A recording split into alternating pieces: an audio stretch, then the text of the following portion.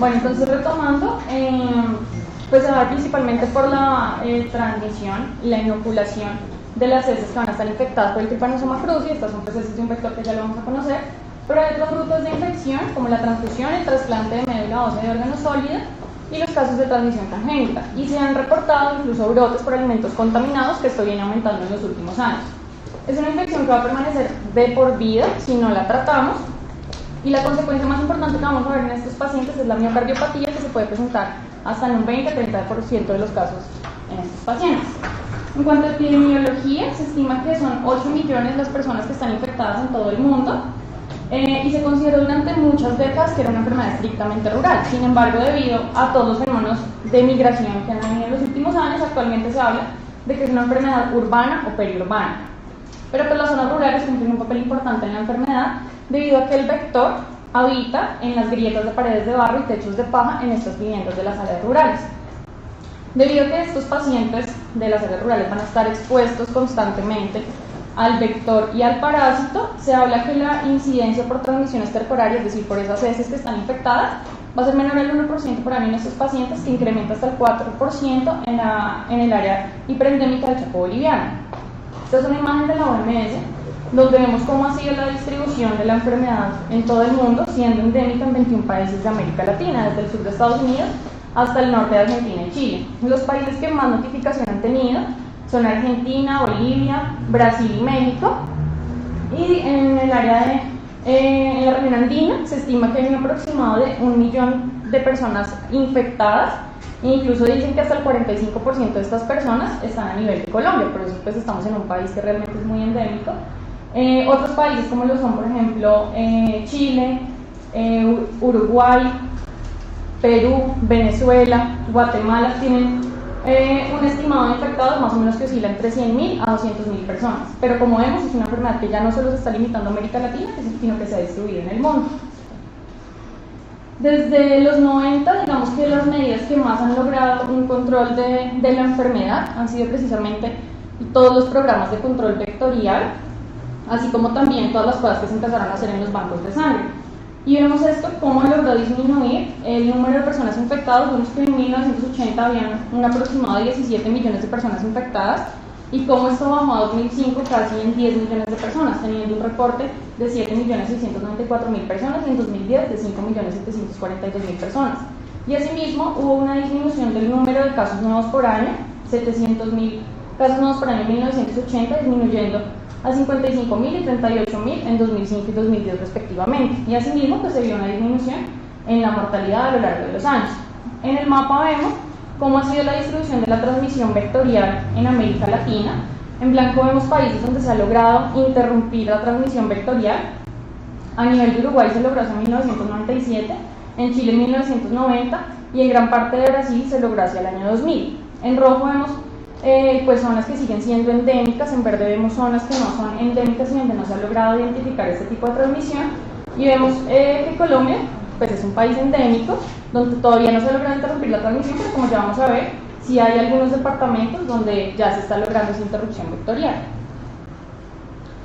Acá para mostrarles lo que ya les venía hablando, cómo ha sido la distribución en el mundo, afectando sobre todo a Norteamérica y a países en Europa, siendo el que más número de reporte tiene Estados Unidos, luego de América Latina, con un número de infectados aproximadamente de 300.000. Se cree que estos infectados que están fuera de América Latina ha sido secundario a pues, los inmigrantes que han adquirido la infección en sus sitios de origen y se la han llevado con ellos a los otros países.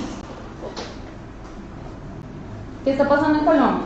Se estima que hay entre 700.000 a 1.200.000 habitantes infectados, 8 millones de personas en riesgo de adquirir la infección, nuevos casos por año más o menos de 5.274 casos, y 166.000 mujeres infectadas en edad fértil. Esto hace que haya 1.046 casos nuevos anuales por transmisión congénita, y que hasta 131.000 personas puedan padecer cardiopatía chagásica. Acá vemos cómo ha aumentado el número de casos que están notificados a lo largo de los años, y esto se cree no tanto porque haya aumentado pues Chagas, sino porque se tiene como una mayor conciencia y mayor conocimiento de la enfermedad, y pues asimismo ha habido una mayor notificación de la misma.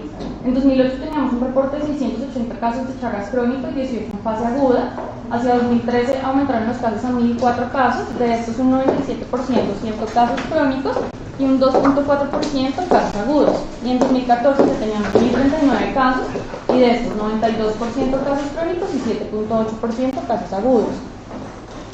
Las regiones, digamos que se han visto más afectadas son la zona del Catatumbo, el Valle del Río del Magdalena, la Sierra Nevada de Santa Marta, los Llanos Orientales y la Serranía de la Macarena. Y los departamentos donde más notificación ha habido son Santander, Norte de Santander, Cundinamarca, Boyacá, Casanare y Arauca. Digamos que en nuestro país favorecen mucho las características estacionales, los periodos de lluvia y sequía, así como también las condiciones climáticas en las diferentes regiones que favorecen que se instaure ahí el vector, y se ha encontrado por lo general en altitudes de 2.300 metros sobre el nivel del mar. Este es un boletín de prensa del año pasado en el que la OMS y la OEPS hicieron un reconocimiento a los departamentos de Arauca, Boyacá, Casanare, Cundinamarca y Santander, así como a 23 de sus municipios, debido a que lograron interrupción vectorial de la enfermedad de Chagas, y nos sitúan como uno de los países en los que más han visto avance en materia de lograr la interrupción vectorial en los últimos años. Y estos son datos del Instituto Nacional de Salud, donde vemos cómo ha sido el comportamiento de la notificación de Chagas agudo hasta el periodo epidemiológico 7 de este año. Tenemos 77 casos notificados, de estos 56 fueron descartados, 16 casos probables y 5 casos confirmados. Y podemos ver cómo respecto a 2016 y 2017, vemos que ha habido un aumento en la notificación respecto a estos dos últimos años. De los 5 casos que confirmamos hasta el periodo epidemiológico 7 de este año, 2 son provenientes del exterior, específicamente de Venezuela. Uno se confirmó en Barranquilla, otro en Antioquia y otro en Bogotá. Y acá vemos esos 77 casos notificados, como la mayoría fueron notificados a nivel de Arauca, Casanare y Tolima. Y igualmente los mismos fueron, digamos que los departamentos que en los que más se descartaron, Arauca, Casanare y Tolima. Y los casos confirmados que ya se los nombré. Y afortunadamente pues con un 0% de mortalidad hasta el momento en Chagas agudo. Y estas son las características sociodemográficas de esos casos que reportaron como probables y confirmados este año. 57% siendo femeninos, 42.9% masculinos, 11% en menores de 5 años, 19% en mayores de 60 años, 38% de esos pacientes estaban hospitalizados al momento de la notificación y 23.8% eran indígenas. De los 5 casos que se confirmaron este año, 2 de ellos fueron en menores de 1 año, 1 en mayor de 14 años y 2 fueron en mayores de edad. Y acá tenemos digamos el reporte de los casos en fase crónica a periodo epidemiológico 6 de este año. Un total de 303 casos reportados. Después de verificar los casos de notificación se eliminaron 16, se descartaron 3, se confirmaron 73 y tenemos un probable de 211 casos. Cuando hablamos de casos descartados son aquellos en los que teníamos una clínica sugestiva, pero se hicieron las pruebas serológicas y dieron negativos, entonces esos son los casos descartados. Los confirmados son aquellos que se confirmaron con las pruebas serológicas, y hablan de los casos probables en aquellos donde no hay evidencia de que hayan realizado las pruebas serológicas para confirmar la enfermedad. La mayoría de casos confirmados los tenemos a nivel de Arauca, Bogotá, Casanare y Santa Marta, y de casos probables a nivel de Boyacá, Casanare, Cundinamarca, a nivel de Santa Marta y Santander. Y acá vemos similar a lo que veíamos que está pasando con los casos de Chagas agudo. En estos casos de Chagas crónico, a periodo epidemiológico 6, pues si comparamos con 2016 y 2017 tenemos una menor notificación en lo que llevamos de este año. En cuanto a costos de la enfermedad, se pierden aproximadamente 752.000 días laborales a causa de muertes prematuras, $1.000 millones en cuanto a productividad. Hay aumento en los costos de atención médica, hasta en 627 millones. Se pierden 806.170 años de vida ajustados por discapacidad y solo el 10% de esto está afectando a países no endémicos, o sea que el resto de costos que hay se están quedando en países como el nuestro que son endémicos. En cuanto a la etiología, como ya les había nombrado, va a ser causada por Trypanosoma cruzi, que es un protozoo unicelular que pertenece a la familia Trypanosomatidae. Se caracteriza porque tiene una forma fusiforme, tiene un único flagelo, una mitocondria y su genoma está compacto y organizado en una estructura compleja que se denomina cinetoplasma. Es un parásito intracelular con un ciclo de vida que se cumple tanto en vertebrados como invertebrados. Los vertebrados hacen el papel del huésped reservorio Y vamos a tener que a nivel de los vertebrados van a haber dos formas parasitarias. La de tripomastigote, que se caracteriza por tener la forma fusiforme con un único flagelo, y es la forma que vamos a encontrar en sangre, y es la forma infectante para el vector que se alimenta de esa sangre. Y también encontramos a nivel de los vertebrados la forma de amastigote, que se caracteriza porque son formas redondeadas u ovaladas, que van a formar quistes o pseudoquistes a nivel intracelular y de los tejidos. En los vectores vamos a tener la forma de epimastigote y la forma de tripomastigote metacíclico, que es muy similar al tripomastigote y es la forma que sale en las heces de ese vector y la que va a ser infectante para el huésped, pues en este caso para nosotros. Dentro de los reservorios o huéspedes está el humano, pero algunos animales como el armadillo, los roedores, murciélagos, perros, gatos, primates. Y los vectores van a ser artrópodos hematófagos de la familia Reduvidada, subfamilia Triatominae, se conocen como triatominos, y pues hay muchísimas especies de triatominos, pero de especial importancia en Colombia: el Rhodinus prolixus, el Triatoma inidata y Panstronchilus geniculatus, el último importante sobre todo en casos de transmisión oral.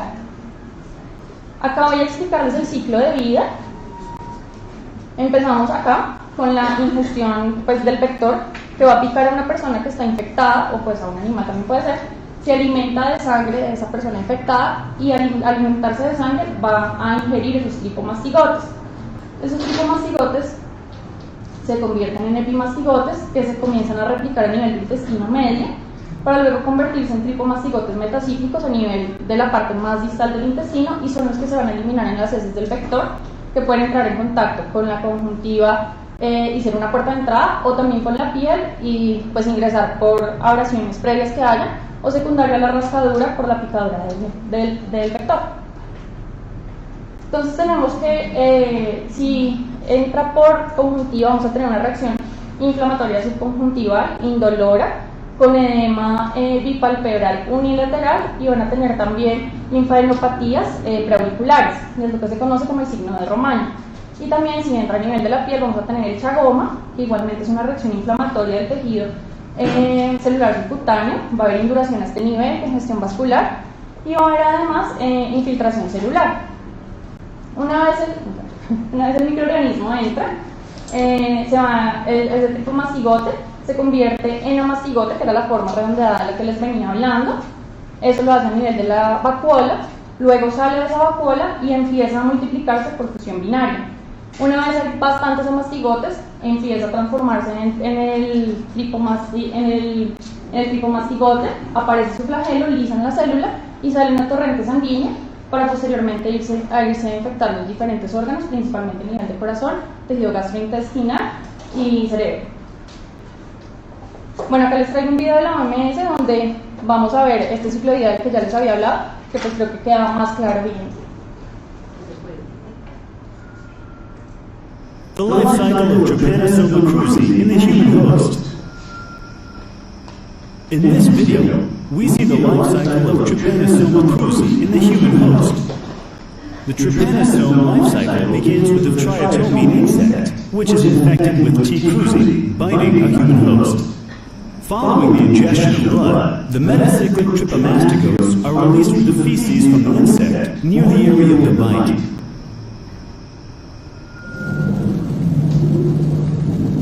Note that this form has great motility. Observe that the parasite enters the host through the bite site when the host scratches the site, or when the parasite moves to a region covered by mucosa.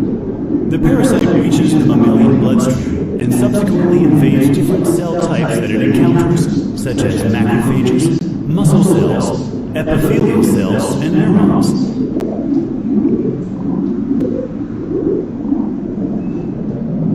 In this example, the attachment of the trypomastigote form of the parasite to the macrophage surface is observed. The process of internalization via phagocytosis begins with the formation of pseudopods, during and after the internalization of the parasite. The parasitophorous vacuole assembles.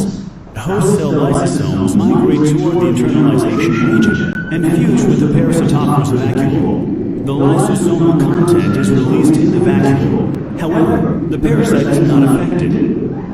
In the vacuole, The tripomastigote transforms into an amastigote. This transformation is accompanied by the disruption of the parasitophorus vacuole membrane.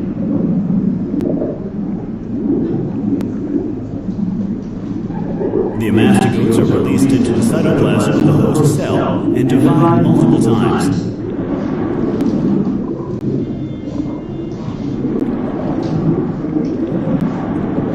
Observe how many amastigotes are accumulating through the division process. They can occupy the entire cytoplasm of the host cell.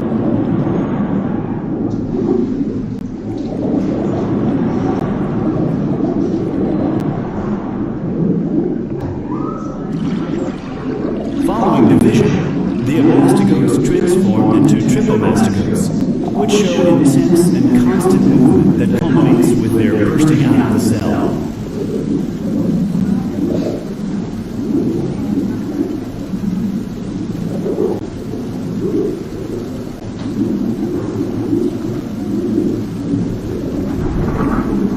The tripomastigotes reach the extracellular space and, subsequently, the bloodstream. The parasites will now infect new cells.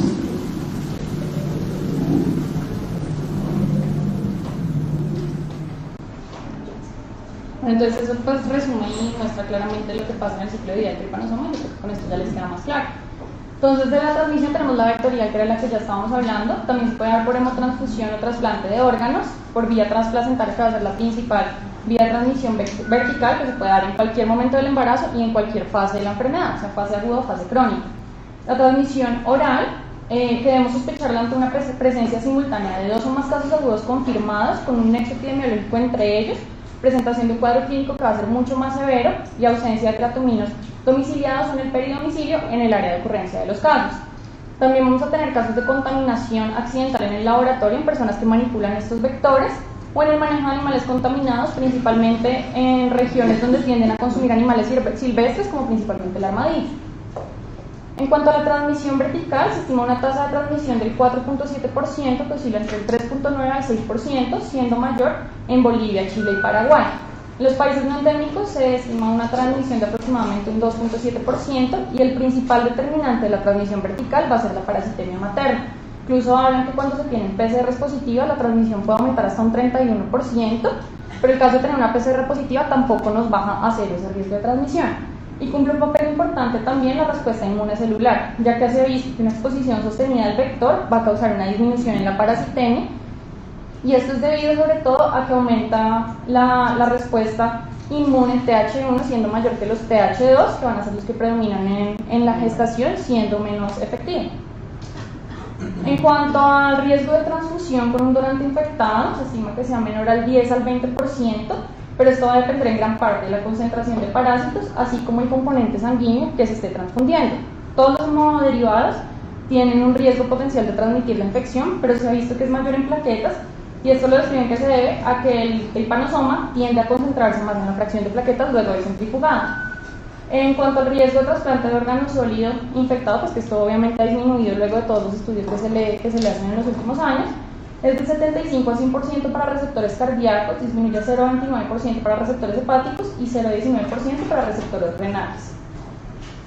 En cuanto a la clínica de la enfermedad, vamos a tener una fase aguda y una fase crónica. La fase aguda, vamos a ver una incubación de 1 a 2 semanas, puede presentarse en cualquier edad, pero va a ser más severa, sobre todo en pacientes menores de 2 años de edad.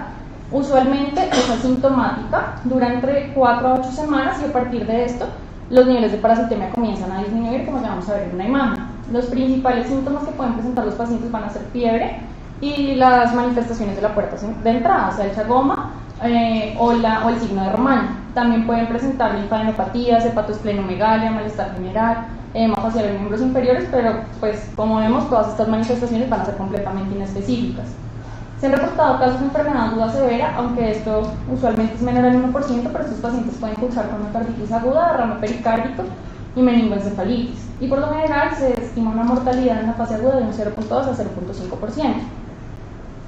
Acá vemos la frecuencia de las manifestaciones clínicas de esos casos que tenemos reportados hasta periodo epidemiológico 7 de este año. Vemos que aproximadamente un 30-40% presentó fiebre, seguido de disnea, arritmias, edema facial y hepatomegalia, ninguna adenopatías, pero como vemos el porcentaje de pacientes que presentan esto no es muy significativo y nos quedamos con un mayor porcentaje que cursan asintomáticos durante la fase aguda. De los 5 casos que tenemos confirmados, 3 de ellos presentaron fiebre, 2 ni siquiera fiebre presentaron, ninguno presentó disnea, 1 presentó edema facial, ninguno presentó edema de miembros inferiores, 1 cursó con un derrame pericárdico y en ninguno se vio hepatosplenomegalia ni adenopatías. Entonces esto también nos confirma que la mayoría de casos de Chagas agudo cursan asintomáticos, incluso algunos sin fiebre ni siquiera. Tenemos otra fase que es la fase indeterminada, que se caracteriza porque hay cero positividad y ausencia de signos y síntomas clínicos, e igualmente no vamos a encontrar ni afectación cardíaca ni ingestión en estos pacientes. Es el grupo más grande de pacientes infectados, van a tener buen pronóstico y usualmente van a progresar a la forma cardíaca un 2 a 5% de estos pacientes.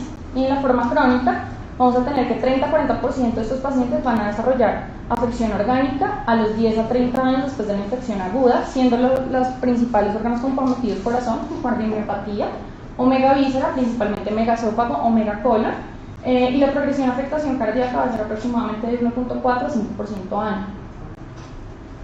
La forma cardíaca va a ser la afectación orgánica más frecuente y grave, es la principal causa de mortalidad en los pacientes con Chagas y se presenta en el 14 a 45% de pacientes con infección crónica, afectando principalmente el sistema de conducción y el miocardio. En la imagen vemos los amastigotes, como ya les había nombrado, formando nidos a nivel de tejido cardíaco.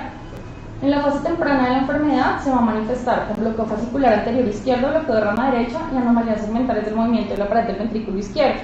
Y en la fase tardía vamos a tener disminución del nodo sinusal, bloqueo AV de alto grado, taquicardia ventricular que puede ser sostenida o no sostenida, extrasístoles ventriculares, cardiomiopatía dilatada progresiva con insuficiencia cardíaca congestiva y aneurismas apicales y embólicos. Esta imagen nos resume las manifestaciones que ya les estaba nombrando. Entonces vamos a tener disminución del nodo sinusal, vamos a tener bloqueos auriculoventriculares, el bloqueo de rama derecha o el bloqueo fascicular anterior, podemos tener también extrasístoles ventriculares, la taquicardia ventricular, se pueden formar trombos, aneurismas apicales y en las fases más avanzadas ya vamos a tener insuficiencia cardíaca congestiva que incluso puede ser refractaria y pueden causar también con regurgitación tricuspide y mitral.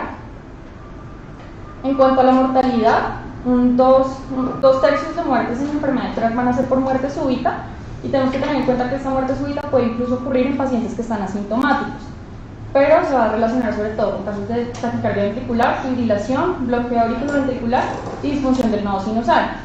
La mortalidad por insuficiencia cardíaca congestiva refractaria va a ser del 25 al 30%, va a ser una manifestación tardía la insuficiencia cardíaca congestiva, usualmente va a ser biventricular, pero inicialmente puede tener predominio derecho y tenemos que tener en cuenta que esta insuficiencia cardíaca va a tener una mortalidad más elevada que otras causas de insuficiencia cardíaca. Y los embolismos tienen una mortalidad del 10 al 15%, esto se da por la formación de trombos murales en las cámaras cardíacas y el primer órgano afectado va a ser a nivel de cerebro, seguido de extremidades y pulmones. La afectación gastrointestinal se presenta en 10 a 20% de los pacientes y es más frecuente en el cono sur de Sudamérica. Se manifiesta con trastornos de la motilidad que pueden ser asintomáticos hasta una calasia leve y megaesófago. Estos pacientes van a generalmente presentar sintomatología de disfagia, dinofagia, reflujo gastroesofágico, pérdida de peso, tos y regurgitación. Se ha visto que los casos de megaesófago están relacionados con un mayor riesgo de SEA de esófago, lo que no sucede con los casos de megacolon, no se ha encontrado esa asociación hasta el momento.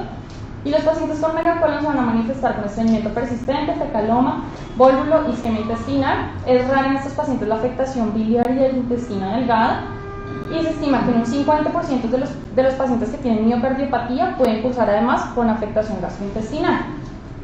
El ácido isquémico cardioembólico va a ser 2 veces más común en la miocardiopatía chagásica que en otras miocardiopatías por otras causas, con una incidencia de un 2.7 por 100 pacientes por año. E incluso ahora en zonas endémicas se debería pensar que en un tercio de los pacientes que presentan un ACV isquémico incluso podría haber una infección asintomática por Trypanosoma cruzi. En cuanto a la fisiopatología, pues vamos a tener que las manifestaciones del daño orgánico que presentan estos pacientes va a ser secundario a la acción directa del parásito y a una respuesta inflamatoria aguda secundaria. Los principales tejidos afectados va a ser cardíaco, musculorizo y esquelético, con la formación de los nidos de mastigotes que ya vimos. En la fase aguda va a haber una respuesta inflamatoria intensa, va a haber producción de anticuerpos, aumentan las citoquinas proinflamatorias, principalmente el factor de necrosis tumoral alfa y el interferón gamma, y se activa la respuesta inmunitaria. En la fase crónica lo que vamos a tener es que los niveles de parasitemia disminuyen y esto se debe a que hay una inmunidad mediada por células T que mantiene bajo control la replicación del tripanosoma. Se ha visto que en pacientes con miocardiopatías han encontrado anticuerpos, sin embargo todavía no está del todo comprendido el papel que juega la autoinmunidad en la fisiopatología de la enfermedad. La respuesta inmunoinflamatoria del huésped va a ser el determinante más importante para la progresión de la enfermedad, y entre los factores contribuyentes a esto vamos a tener la virulencia de la cepa del tripanosoma, así como por el tropismo que haga por el tejido. En la miocardiopatía chagásica, tenemos que predomina un ambiente inflamatorio, van a haber niveles elevados de factor de necrosis tumoral alfa e interferón gamma, actúan también los linfocitos TCD8, y es fundamental la persistencia del parásito para que se dé la miocardiopatía. Por eso la mayoría de autores plantean la importancia del tratamiento de la enfermedad para disminuir la parasitemia y asimismo disminuir la incidencia de miocardiopatía chagásica. En la fase indeterminada, por otro lado, predomina la respuesta inmunoreguladora con aumento de la interleucina 10 y 17. Se ha visto que hay una menor prevalencia de miocardiopatía en las áreas donde hay un control efectivo de vectores. Esto se debe a que en áreas donde todavía no hay un control de los vectores, los pacientes están expuestos a una reinfección constante y hacen una respuesta inflamatoria mucho más marcada y más crónica que se relaciona directamente con la miocardiopatía chagásica. Para el diagnóstico vamos a tener los métodos directos, indirectos y el diagnóstico serológico. Los métodos directos básicamente lo que hacen es identificar la presencia del parásito por observación directa al microscopio.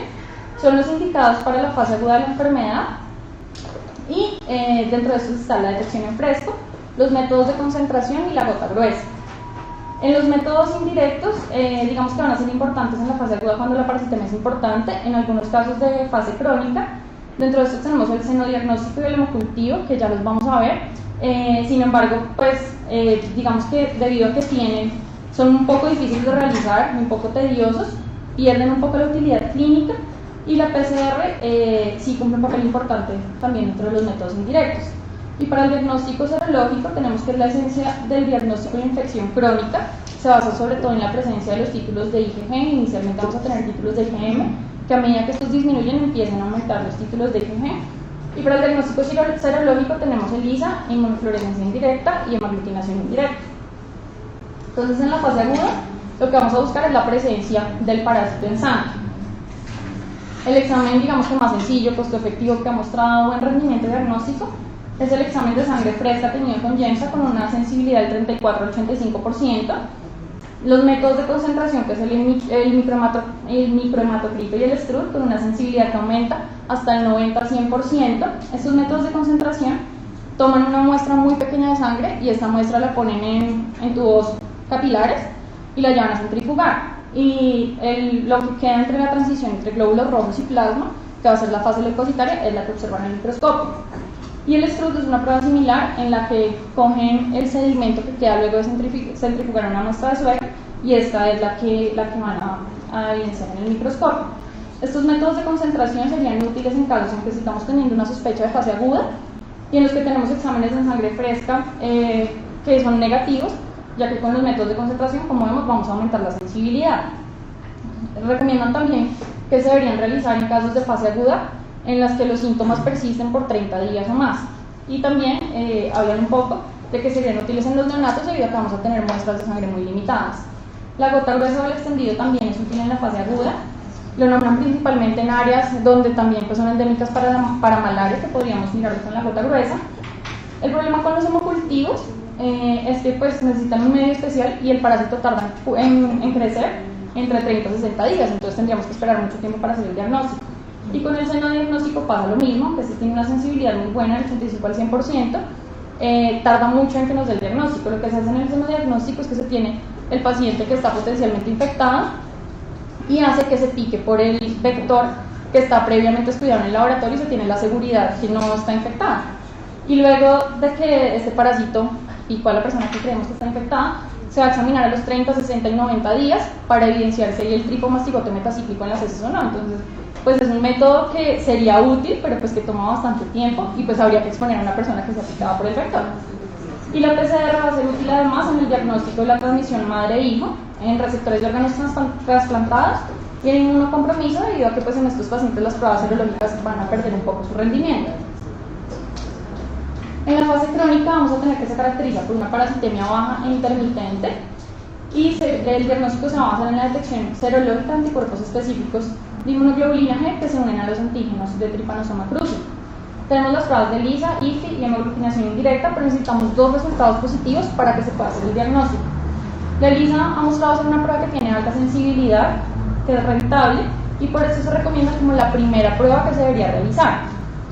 La PCR en el diagnóstico de fase crónica tiene una sensibilidad que es altamente variable, entre el 50 al 90%, y va a depender sobre todo del volumen y el procesamiento de la muestra. Puede ser útil sobre todo en casos de serología no concluyente y para identificar fracaso del tratamiento en casos de que tengamos PCRs persistentemente positivas, pero por el contrario no nos va a servir para identificar que el tratamiento sí fue efectivo. Y el hemocultivo y senodiagnóstico en la fase crónica sí baja mucho su sensibilidad, hasta un 20-50%.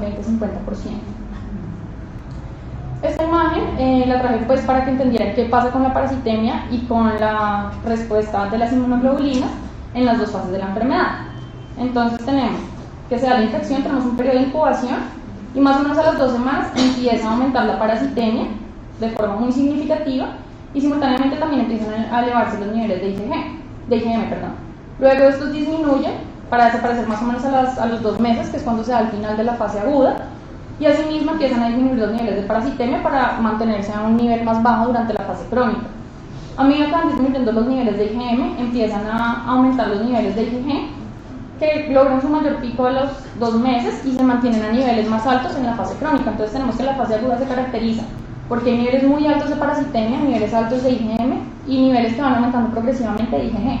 Y en la fase crónica ya no vamos a tener los niveles de IgM, vamos a tener una parasitemia que persiste pero es baja, con unos títulos elevados de IgG. Y acá vemos lo que pasa cuando se instaura el tratamiento etiológico. Entonces una vez se instaura el tratamiento etiológico, disminuye inmediatamente la parasitemia, pero lo mismo no va a suceder con las serologías. Se habla que para que haya una conversión seronegativa va a pasar incluso 1 año en los casos de transmisión congénita y entre 3 a 5 años para los casos de transmisión vectorial. Estos son los algoritmos del Ministerio de Salud, que pues debemos conocerlos para el diagnóstico de fase aguda. Entonces, ante una sospecha epidemiológica y clínica, lo que debemos hacer, como ya les nombré en la fase aguda, son los exámenes en fresco, que de ser positivo y de observar el parásito, pues ya tenemos el diagnóstico. De ser negativo, lo que ellos recomiendan es repetir la prueba por 3 días, realizar los métodos de concentración y si estos son positivos, confirmamos el caso. Si son negativos, recomiendan repetir la muestra en días sucesivos y si son negativos, tendríamos que irnos a senodiagnóstico y hemocultivo para ya hacer el diagnóstico. Y recomiendan también que deberíamos tomar serología, la IgG en la fase aguda, sobre todo para ver cómo va aumentando según las gráficas que vimos. Entonces ellos recomiendan una primera prueba de ELISA, que si es negativa nos descarta, y si es positivo, deberíamos tomar una inmunofluorescencia indirecta que confirma con 3 diluciones o más. De ser positivo nos da un caso probable, pero no nos confirma y deberíamos ver cómo se comporta ese IgG a los 21 días con aumento de los títulos, que de ser positivo también nos confirmaría el caso. Estas son las recomendaciones que salieron el año pasado para el diagnóstico serológico de estos pacientes. Entonces, como ya les había nombrado, la primera prueba que deberíamos usar es una ELISA, que ha mostrado un buen rendimiento diagnóstico con una sensibilidad mayor o igual al 98%. Y en caso de tener un resultado negativo, ya nos descartaría y pues digamos que quedamos tranquilos y vamos a recomendaciones de promoción y prevención. Si el resultado es positivo, deberíamos realizar una segunda prueba, que lo que ellos recomiendan es que fuera una segunda ELISA con un principio antigénico diferente, básicamente con antígenos recombinantes o péptidos sintéticos, que nos daría igualmente una especificidad mayor o igual al 98%. Si tenemos las 2 ELISAs positivas, hacemos el diagnóstico de enfermedad de Chagas. Si la tenemos negativa, deberíamos irnos a una tercera prueba, que es lo que recomiendan en las guías del año pasado, es que se realizara una inmunofluorescencia indirecta, que de ser negativa descarta el diagnóstico y de ser positiva ya nos confirma. Entonces ya con 2 serologías que fueran ELISA confirmamos el diagnóstico. Si tenemos una ELISA positiva con una segunda negativa, tendríamos que ir a IFI para que nos confirme el diagnóstico. Para el diagnóstico de compromiso visceral, estos pacientes deben tener un examen físico y una historia clínica completa, buscando factores de riesgo cardiovasculares, realizar a todos un electro de 12 derivaciones, una radiografía de tórax y ecocardiograma de entrada, sobre todo para los que encontremos alteraciones en el electrocardiograma, o lo referían sobre todo para hombres mayores de 45 años o mujeres mayores de 30 años.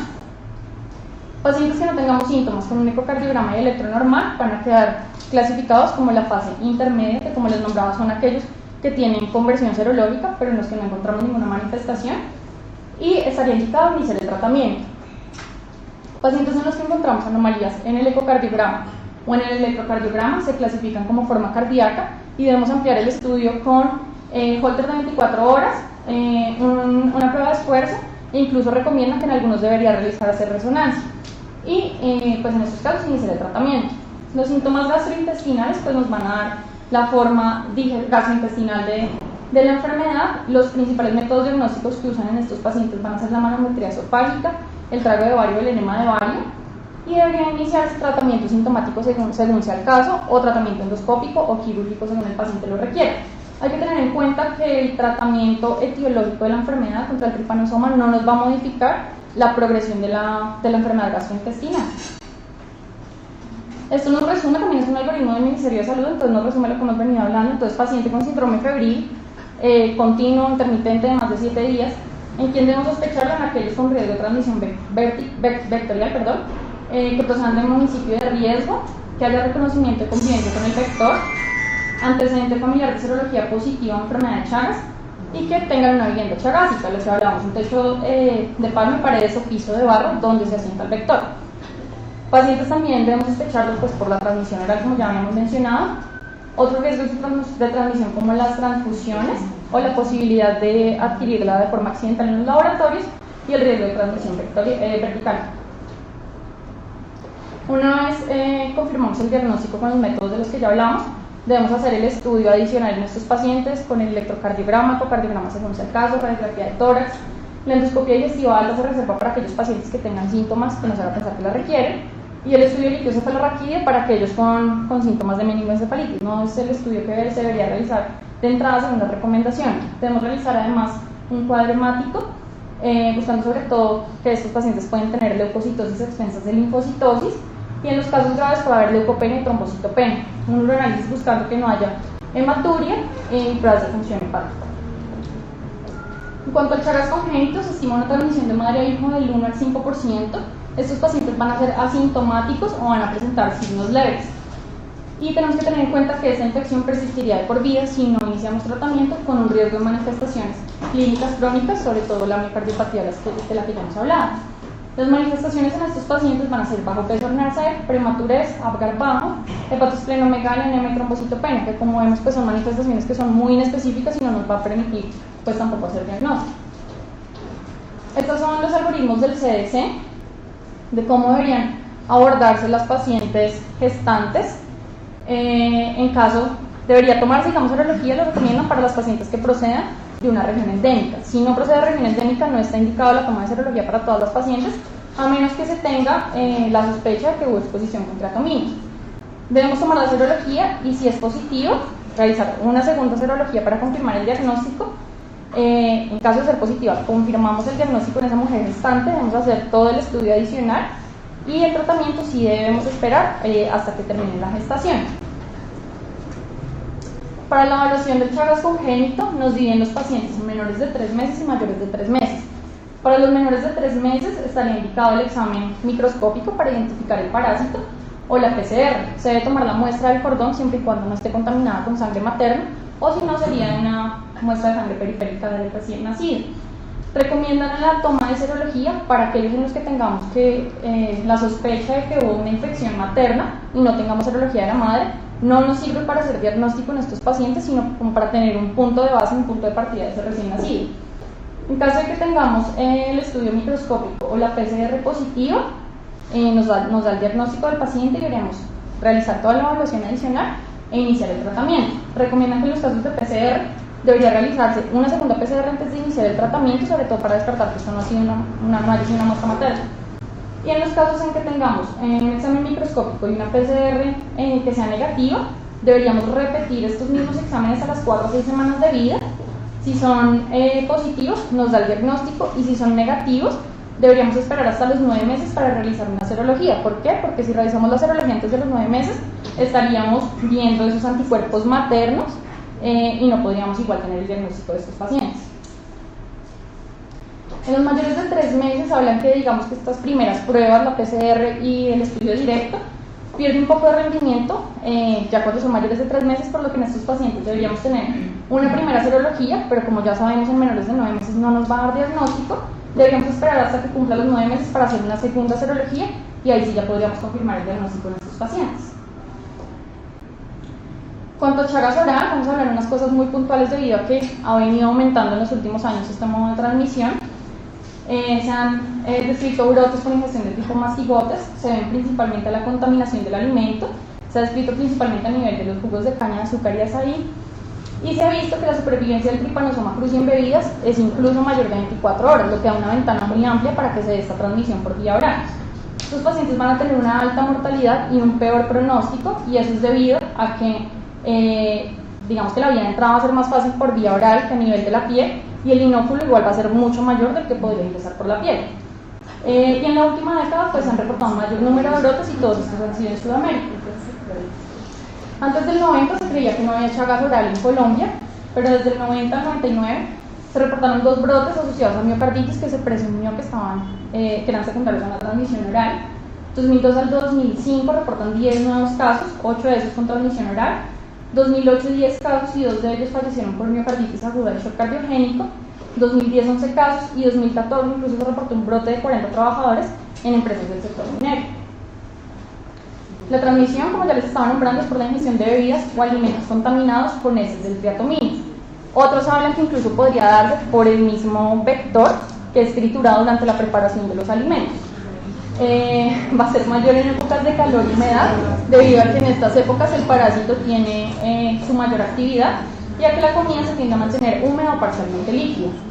Los principales van a ser la palma, caña o fruta que se cultivan y se cosechan con ayuda de la luz en zonas rurales o periurbanas, que es donde encontramos el vector. Lo dejan por la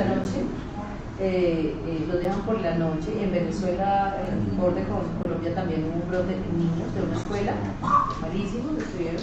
Y básicamente fue porque jugo de guayaba, que la pusieron la guayaba celular. Al otro día la licuaron y se la comieron directo. El caso diferente no es con estas o... Bueno, pues si quieren comentar. Sí, antes de que, sí, porque tienes consulta, pero digamos que dentro del espectro emergente de la enfermedad de Chagas es importante tenerlo en cuenta, porque pues en los últimos años, digamos como ejemplo representativo Brasil, digamos que se caracteriza actualmente porque el 50% de los casos en la cuenca amazónica son de transmisión oral. De hecho, los esfuerzos en salud pública que han hecho pues, ellos para controlar el vector a nivel domiciliario y peridomiciliario ha sido muy efectivo, y digamos lograron controlar el teratoma infestans, que era la principal causa de enfermedad de Chagas en Brasil. Eso fue como del 2010 o 2012 una publicación que hablaba al respecto, y era pues muy interesante el planteamiento porque pues mostraban cómo si se logró ese control, pero pues digamos toda la parte de Amazonía pues digamos que es más difícil llegar allá. Son unas zonas mucho más agrestes desde el punto de vista pues, de naturaleza y pues, hábitat para las personas, digamos asociado a ciertas costumbres como la preparación del jugo de azaí. Una revisión muy bonita sobre el tema, y muestran cómo artesanalmente preparan el jugo de azaí. Tienen unas prensas especiales, pues, digamos en las cabañas o en las casas donde están ellos habitando, y eso pues queda expuesto justamente para que los teratominios estén allí y luego pues quedan atrapados dentro de todo, como esa posta de azaí que va a una prensa y sale el jugo. Entonces digamos que eso obviamente concentra pues las heces del parásito, las heces del infector, y facilita eso. Digamos que desde el punto de vista clínico y del abordaje es interesante porque se debe tener muy presente en el abordaje de las enfermedades tropicales, en cualquier síndrome febril aguda subaguda, cuando haya más de una persona con un mismo compromiso. Entonces, cuando hablamos de clústeres, que fue como el caso que tuvimos en el 2014, o los brotes que describes, pues, digamos que están ya expuestos en esta revisión reciente de Medicina Clínica de Barcelona, digamos que siempre se debe sospechar, más si estamos en una zona, pues, digamos, endémica, o pues que se describe que hay casos o presencia del vector. Entonces digamos que es importante porque a pesar de todas las medidas de salud pública puede tener una representatividad en ciertas áreas, digamos, ya más alejadas, que nunca van a dejar de estar alejadas, por decirlo así. Digamos que hay personas que no se van a movilizar de ciertas zonas muy rurales quedó muy selváticas, y pues la erradicación vectorial en esas zonas es casi imposible. Y pues ahí hablaremos, que eso lo mencioné en algún momento en esa charla, que era prácticamente como exterminar la especie, y eso no se puede. Lo otro es para el abordaje diagnóstico, que pues si las técnicas moleculares serían el ideal, por lo mismo pues que la manifestación aguda es lo más probablemente en este contexto, porque es más es prevalente ahí sí las manifestaciones, el cuadro febril, con ciertas características, órgano específico, compromiso cardíaco, pues puede haber miocarditis, pero no es tan común, es más un síndrome febril específico con otro comportamiento asociado como hipertransaminasemia o alguna cosa pues no muy clara. Y pues la idea es hacer periódicamente los estudios en sangre, que el encendido de sangre y la gota gruesa son fundamentales, idealmente avisándole al de laboratorio, al microbiólogo, que pues haga una búsqueda pues un poco exhaustiva en ese sentido, si uno lo sospecha. Digamos que la experiencia que tuvimos con ese brote, con ese clúster que hubo en el 2014, era que inicialmente se identificaron de forma errada como una leishmania, y pues se hizo todo el abordaje y por poco reciben tratamiento para una leishmania que va totalmente en contravía de lo que sería el abordaje de una enfermedad de Chagas. Luego pues ahí fue también el hecho de sentarse y mirar al microscopio que era lo que nos estaban diciendo, y pues ahí fue que se identificaron los tricomas y bigotes y pues reorientar el abordaje terapéutico. Es bastante interesante la fisiopatología también mencionar estas glicoproteínas que tú mencionas allí, porque pues hay otra revisión también desde el punto de vista más de modelos experimentales que muestran cómo estas glicoproteínas a nivel de la mucosa gástrica, la EP82 tiene una afinidad, digamos, por las células de la mucosa gástrica, y esto permite que ingrese fácilmente, y esta no es susceptible a la pepsina, mientras que la glicoproteína 90 digamos que está así, y hay algunas que tienen esa, digamos, variación entre esas glicoproteínas. Entonces hay unos parásitos que son susceptibles a entrar fácilmente, otros que no son susceptibles a entrar, pero entonces dependiendo de esas características logran, y pues en un volumen mayor, y por eso es como, digamos, la traducción en que hay una chance mayor de desarrollar síntomas agudos en este contexto. ¿Qué pasa a futuro? Digamos que es que hay cosas también relevantes del vector, es que los cambios climáticos están afectando eso. Digamos que la disposición de los vectores, digamos de las especies que tú mencionas, de los gratominios, entonces digamos tienen características que son fluctuantes dependiendo de eso. Y por ejemplo el fenómeno en Brasil, que pues es interesante, pues digamos demuestra eso. Entonces ya no las infestancias principales son otras, y son las que predominan en esa cuenca amazónica. En Colombia pues qué va a pasar no sabemos, pero pues digamos sí estamos predominantemente por el Prodnius prolixus y el Tratomíneo dimidiata. No obstante, digamos, lo que tú dices en transmisión ahora es el Pancreas. ¿Qué característica puntual hay en el último brote descrito en Colombia? Esos 40 trabajadores son del Casanare, fue un pozo petrolero, donde se empezó a identificar un gran grupo de personas con síndrome febril agudo masivo, y pues se documentó esto. Esto coincidió de hecho con el clúster que nosotros identificamos, y eso fue en el Meta. Digamos que fue en una región que pues colinda, y pues a la presentación desde el punto de vista climático que estaba sucediendo en ese entonces en esa región, fue la época, digamos, que ustedes tienen memoria en las noticias de todos estos chigüiros muertos en una sequía horrible. Digamos que esos cambios climáticos tienen impacto en lo que sería la disposición del terdominio. Y otra cosa también desde el punto de vista biológico de ese vector es que las características de humedad y temperatura facilitan que las ninfas, que son los estadios más tempranos del vector, puedan, digamos, desarrollarse más o menos rápido. Entonces eso también tiene cierta importancia. Sí, porque ese clúster que tuvimos, que era la residente de pediatría, que fue alumna nuestra, paciente, la mamá, la suegra, el suegro y el esposo. El hijo que no comió lo que ellos comieron, que pareciera y que creíamos que era guacamole, delicioso guacamole, el niño no lo comió, el niño nunca hizo, le hicimos seguimiento y nunca hizo nada. Pero fue en un área donde supuestamente no se pensaría que hubiese Chagas. Sí, más previamente no había como desde el punto de vista de salud pública, no había una descripción grande de casos en esa zona, pero pues digamos geográficamente sí por la sequía. Podría llegar, exacto, por el impacto y el cambio climático que se presentó. Sí, es bastante interesante digamos, ese comportamiento actual. Muy claro. Muchas gracias. Bueno, para continuar, muchas gracias. Vamos terminando esta parte de Chagas oral, digamos que los primeros casos se vieron en modelos de ratón, luego en la ingestión de 10.000 a 40.000 parásitos. Estos ratones luego se estudiaron más o menos a las 2 semanas después, se hicieron varios cortes de sus órganos y donde más se encontró fue a nivel de la mucosa gástrica.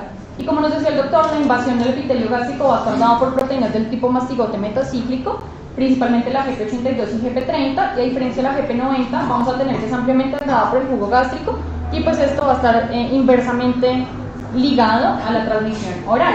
Estos pacientes van a tener una gastritis progresiva con un corto periodo de replicación que induce una inmunidad específica con aumento de los títulos de IgA e IgG.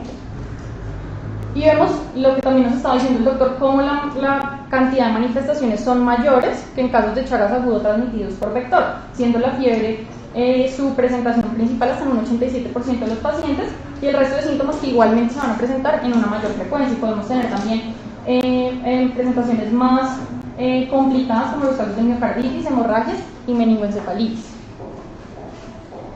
En cuanto al diagnóstico para Chagas oral, tenemos que tener en cuenta lo que hemos venido hablando, los antecedentes epidemiológicos y si hay más de un caso que esté presentando los mismos síntomas. Podemos utilizar los métodos directos, que van a ser los de elección por tratarse de una fase aguda, los métodos indirectos para la detección de anticuerpos específicos y en caso de que lleven síntomas mayores de 30 días, servirían los métodos de concentración.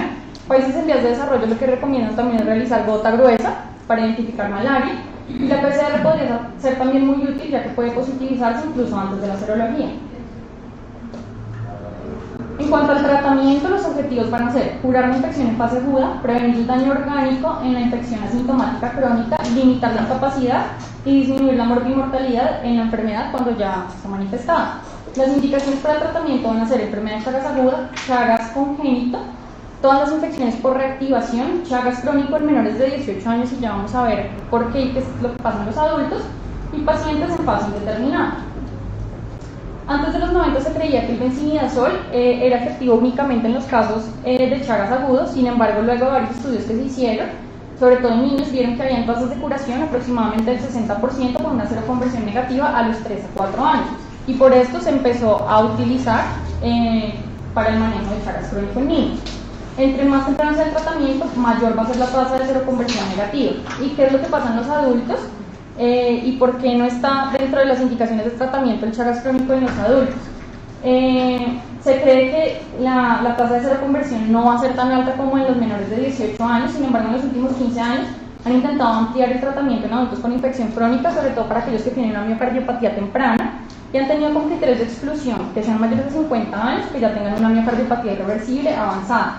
Y esto se basa principalmente en estudios longitudinales, ya que han visto que hay una disminución significativa en la progresión a miocardiopatía, con una tendencia a disminuir la mortalidad en pacientes que son tratados con benzinidazol versus con placebo. Este es un estudio de los más grandes que se ha hecho, reportado por el New England Journal en el 2015. Es el primer estudio multicéntrico doble ciego aleatorizado. Se llama el estudio BENEFIT, que se realizó en pacientes de 18 a 75 años, que lo que buscaba era mostrar la eficacia del tratamiento con benzinidazol en la evolución clínica de la enfermedad de Chagas. Fue un estudio que utilizó 2.854 pacientes, todos tenían diagnóstico de miocardiopatía chagásica, y lo que se hizo fue darles benzinidazol versus placebo por 80 días y se siguieron por una media de 5.4 años.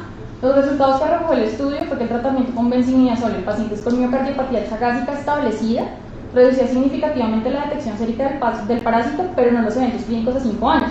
Y por eso también ha habido mucha controversia en si tratar o no a los adultos, porque pues basándose en un estudio como este, que fue muy grande y un estudio bien hecho, pues digamos que los eventos clínicos de 5 años no cambian, pero otros autores dicen que qué pasaría si se trataran estos pacientes en unas fases más precoces o si el seguimiento hubiera sido por más tiempo, pronto los resultados serían diferentes.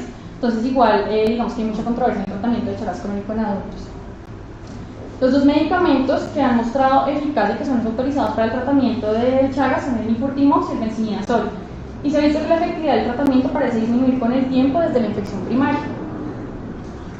El nifurtimox fue el primer fármaco utilizado, es un nitrofurano que inhibe la síntesis del ácido pirúvico e interrumpe el metabolismo de los carbohidratos. Tiene una tasa de curación en fase indeterminada que va hasta el 86% en pacientes menores de 14 años, pero vemos cómo baja incluso al 8% en adultos, con una frecuencia de reacciones adversas muy altas, entre un 43, incluso 97.5%, lo que hace que se interrumpa hasta en un 75% de los pacientes. Dentro de las principales reacciones adversas vamos a tener los gastrointestinales, con anorexia, pérdida de peso, náuseas, dolor abdominal, y ocasionalmente pueden tener además diarrea y vómito.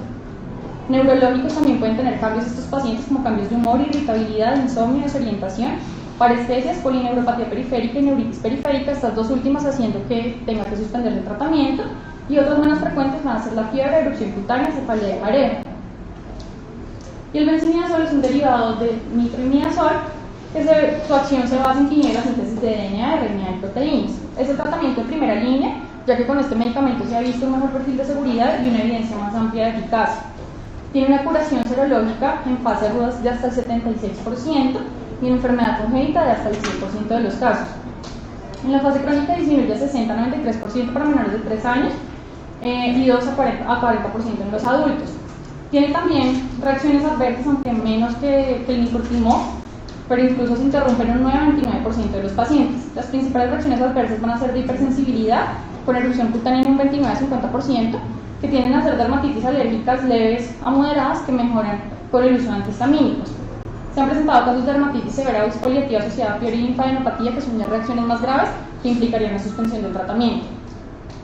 Pueden presentar en un 5-15% síntomas gastrointestinales y en un 40% síntomas generales como anorexia, astenia, cefalea, trastornos del sueño, y es raro que presenten neuropatía y supresión medular, pero serían indicaciones de suspensión del tratamiento.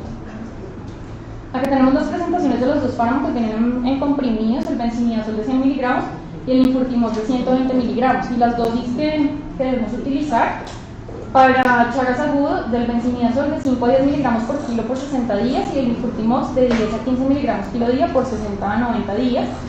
Para mayores de 12 años recomiendan que se deberían utilizar las dosis más altas, de 10 miligramos por kilo día para el infurtimos y de 15 miligramos kilo día para benzimidazol. Esto se debe a que se ha visto que los niños tienen un aclaramiento más rápido del medicamento y por eso deberían utilizar dosis un poquito más altas.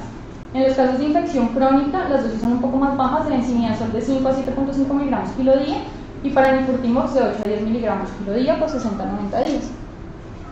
Acá para recordar lo que ya habíamos visto, luego de iniciar el tratamiento baja rápidamente la parasitemia y al año deberíamos encontrar que hay cero conversión negativa para los casos de transmisión congénita, de los 3 a 5 años para los casos de transmisión vectorial. Acá recordamos cómo en una fase crónica se mantendría una parasitemia a niveles bajos y unos títulos de IgG elevados. En los casos de tratamiento de Chagas crónico es un poco diferente lo que pasa con la conversión seronegativa luego de instaurado el tratamiento. Entonces tenemos unos casos de Chagas crónico reciente, que son aquellos en los que ha pasado menos de 10 años desde el inicio de la infección, y tardía cuando ha pasado más de 10 años. En los casos de infección crónica reciente, la seroconversión negativa sería más o menos a los 5 a 10 años, y para los casos de Chagas crónico ya tardía, la seroconversión puede tardar incluso 30 años, entonces es mucho más demorada la curación en los pacientes en fase crónica. Se han estudiado otros medicamentos como el alopurinol basado en que pues disminuye la síntesis de purinas, y esto se basaba en que el Trypanosoma cruzi no es capaz de sintetizar purinas de nuevo, contrario a lo que sucede con el humano. Se creyó que iba a inhibir el desarrollo del parásito, pero sin embargo los estudios mostraron que era inefectivo. Y los triazoles basados en que el Trypanosoma cruzi tiene ergosterol, se estudió principalmente el rabuconazol y el cosaconazol, se vio que en monoterapia eran ineficaces para el tratamiento y al utilizarlos junto con benzimidazol no tenía ventajas respecto a la monoterapia con benzimidazol. El criterio para curación que debemos tener en estos pacientes es que hagan conversión seronegativa con las pruebas serológicas convencionales. La PCR, como ya les decía, sirve para monitorizar para fracaso al tratamiento, pero no nos va a hablar de que hay curación, y tampoco tiene una asociación con la afectación visceral o los resultados clínicos del tratamiento. El seguimiento debe ser como mínimo con una consulta una vez al año, electrocardiograma anual y ecocardiograma cada 2 o 3 años según las manifestaciones. Esto ya va muy rápido, ya vamos a terminar. Para el tratamiento de miocardiopatía compromiso gastrointestinal, debemos tener en cuenta que va a ser, digamos, el mismo tratamiento que para otras causas de insuficiencia cardíaca congestiva, pero tenemos que tener en cuenta que estos pacientes pueden no tolerar los dosis objetivos de IECA o beta bloqueadores debido a que van a tener una mayor incidencia de bradiarritmias, ya que pueden mantener cifras tensionales más bajas. La mioglobina va a ser el medicamento de elección en TB sostenida y TB no sostenida con disfunción miocárdica, debido a que mejora la supervivencia en pacientes con alto riesgo de muerte súbita. El marcapasos es el de elección para la arritmias severas y anomalías en la conducción avanzada. Y para los síntomas digestivos, como ya había dicho, pues el tratamiento etiológico no nos va a modificar el curso de la enfermedad gastrointestinal. Los casos leves incluso podrían no tratarse, pero de acuerdo a la sintomatología irían a tratamiento sintomático o manejo endoscópico o quirúrgico. Para la prevención, pues básicamente el control de la transmisión vectorial, detección en sangre y órganos para la nación, recomendar a los viajeros evitar dormir en viviendas de barrios potencialmente infectadas, el uso de repelentes y mosquiteros, evitar consumir jugos de fruta de caña que estén potencialmente contaminados, que no sepamos cómo se preparan ni nada. No coman esas cosas, créanme.